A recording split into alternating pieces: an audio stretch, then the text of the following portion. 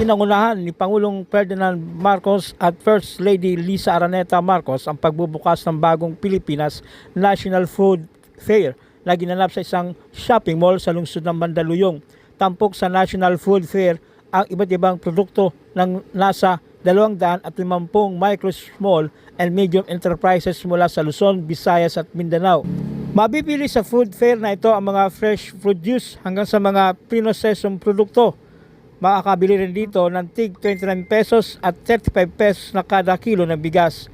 Ang National Food Fair ay proyekto ng Department of Trade and Industry na sinusuportahan ng Tatak Pinoy Strategy Program alinsunod sa Tatak Pinoy Act. Pinangunahan rin ng Pangulo at ang unang ginang ang pagpindot sa isang boto na sumisimbolo ng pagbubukas ng DTI Marketplace online kung saan pwede namang magbenta ng wholesale ang mga MSME. Sa kanyang talumpati, sinabi ni Marcos na hinimok ang mga Pinoy na manguna sa pag-promote ng ating mga produkto. Magtatagal ang National Food Fair hanggang April 13.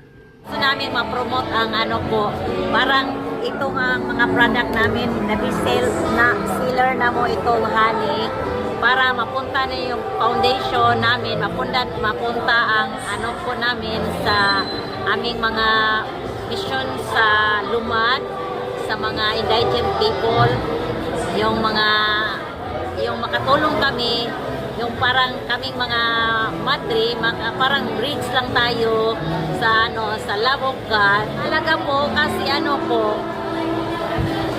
ma-promote namin nationwide. Hindi lang sa amin sa Caraga.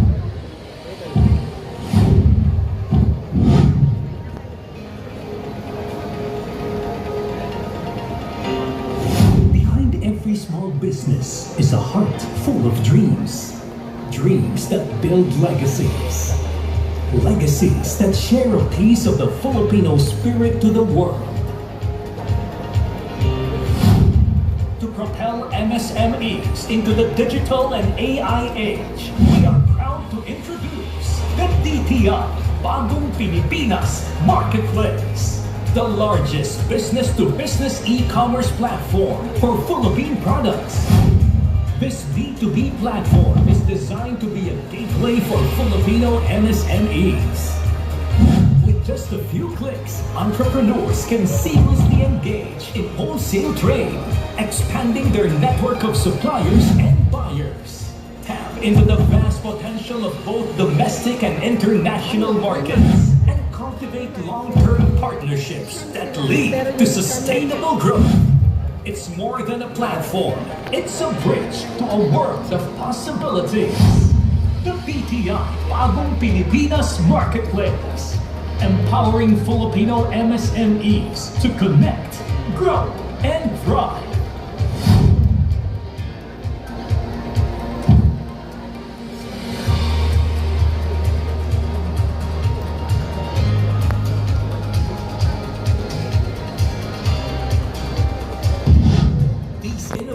Initiatives are part of the President's commitment in supporting and celebrating Filipino MSMEs.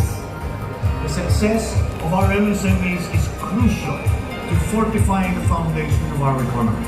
I reiterate the government's full commitment to work hand in hand with all stakeholders to make certain that MSMEs are protected and provided with ample opportunities. We will continue to stand by your side. Walk down the same road, no matter the circumstances. Together, let's build an inclusive and brighter Bagong Pilipinas.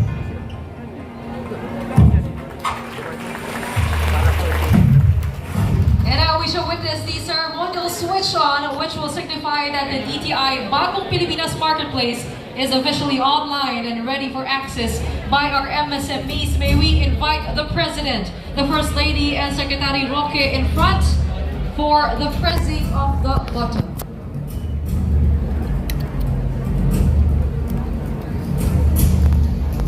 All right, all together in 3, 2, 1. And there you have it, the DTI Bagong Pilipinas Marketplace is officially online.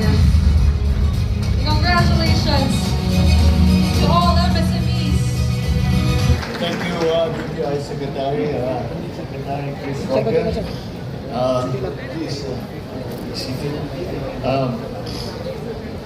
Members, the Excellencies of the Diplomatic Corps, Tourism Secretary, Cristina Frasco, Special Assistant to the President on Investment and Economic Affairs, Secretary Declo, Vice Chairperson of SM Investments Corporation, Ms. Tessie C.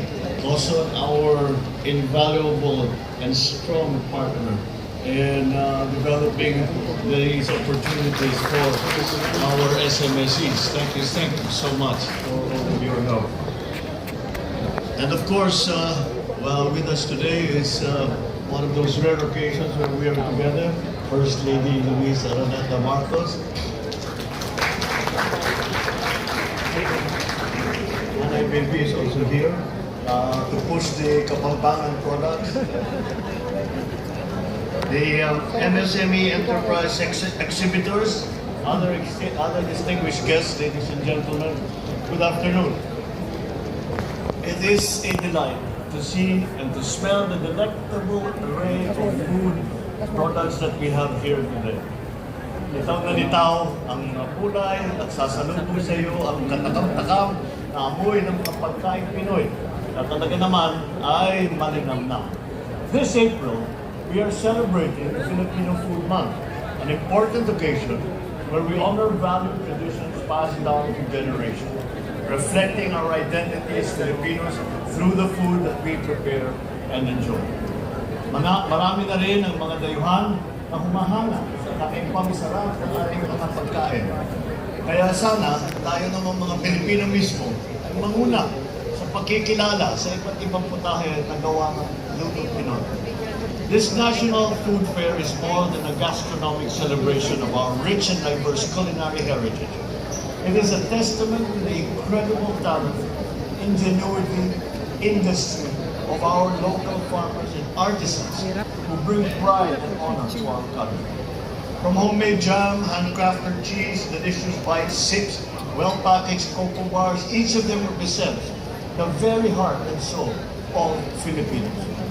From the northern highlands of Luzon, the central islands of the Visayas, to the southern seas of Mindanao, we have found the very best of what our people can offer.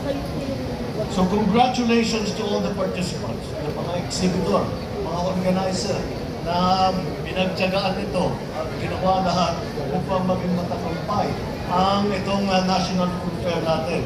At masasabi ko sa nakikita ko naman, congratulations dahil matagumpay talaga itong inyong ginawa. Marami po kayong matutulungan ng mga kalimitan ng negosyo.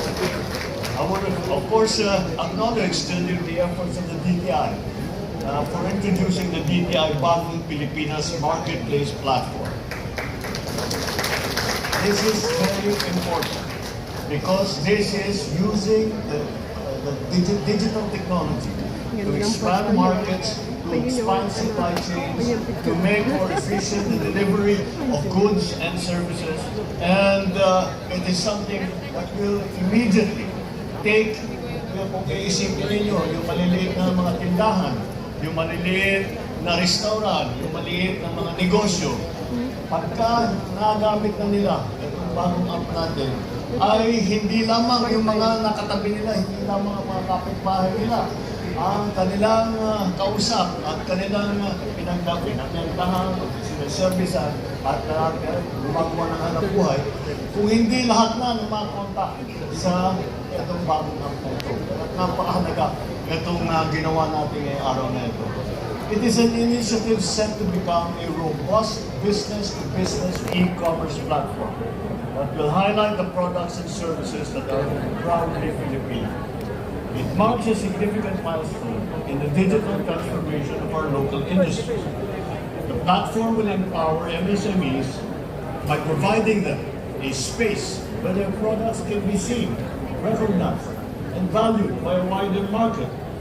At alam naman po natin na ngayon, dahil nga sa internet, dahil sa digital space, hindi na importante kahit na kung nasaan sa mundo, kaya nilang makita ang magiging produkto ninyo, kaya nilang mag-contact sa inyo. Kaya nila gumawa ng paraan para magkaroon nga sila. Sila ay maging buyer ninyo, sila ay magiging supplier ninyo. Yan ang mahalaga dito sa ako ito. But beyond that, it will also focus on sustainability, on product innovation, and the adoption of new technologies in food processing and manufacturing.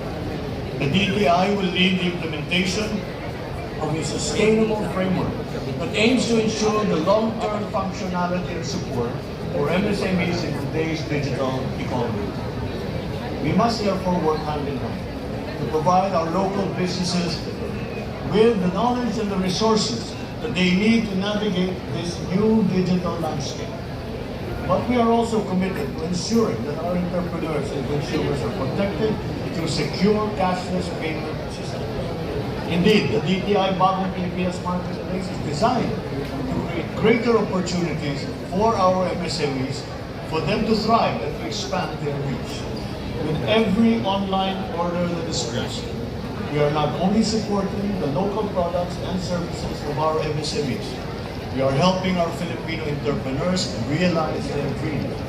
We are validating our local producers' capability to create high-quality products worth every peso, every centavo, and can be marketed internationally. Such initiatives and support stands as essential pillars in ensuring that our MSMEs remain competitive in an ever-changing market. With these efforts to strengthen our local industries, we are indeed positioning the Philippines as a prime investment destination. Let this event also serve as an open invitation to more potential investors, both Filipinos and foreigners alike, to take part in the opportunities that the Philippines markets offer. I would also like to extend my heartfelt appreciation to our private sector partners for your continued support to the projects and programs of government. Let us continue to champion our homegrown products, elevate them to new heights, and embrace the brilliance of Filipino craftsmanship and ingenuity. Patuloy natin tangkilikin ang sarili natin. Palakasin pa natin ang industriyang Pilipino. And may the continued success of our MSMEs inspire generations of entrepreneurs and innovators, all working towards a more prosperous and productive Philippines. Mabuhay ang mga negosyanteng Pilipino, mabuhay ang bagong Pilipinas. Maraming salamat. Thank you very much, Mr. President. And now, may we request the President and the First Lady with William Vincent Marcos for a group photo downstage.